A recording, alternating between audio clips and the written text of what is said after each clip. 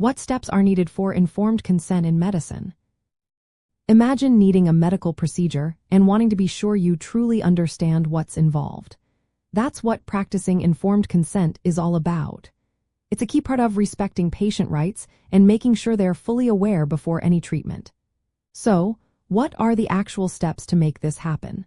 First, the healthcare provider must check if the patient can understand the information and make their own decisions.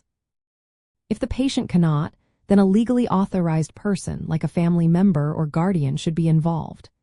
Next, the provider needs to give clear, honest, and complete information about the treatment. This includes explaining the diagnosis if known, what the treatment involves, and why it's recommended.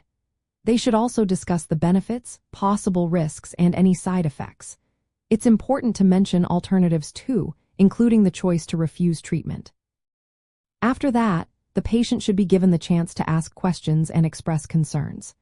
The provider must confirm that the patient understands everything and feels comfortable with the decision.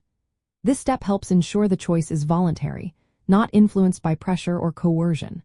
Once the patient agrees, the provider should document the conversation and the decision. Usually, this means signing a consent form, but in some cases, verbal agreement is okay if it's properly recorded. In emergency situations where the patient can't give consent and no surrogate is available, treatment can proceed to save life or prevent serious harm. When dealing with minors or those with cognitive impairments, consent must come from a parent, guardian, or authorized person, and the patient's assent should be sought if possible. For remote or electronic consent, verification of the person's identity and proper documentation are essential. Remember, informed consent isn't just a one-time event. It's an ongoing process. Patients should be kept updated if new information arises or if there are changes to their treatment plan.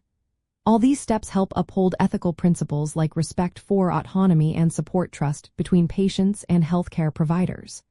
Practicing informed consent is about making sure patients are truly informed and free to make choices about their own health.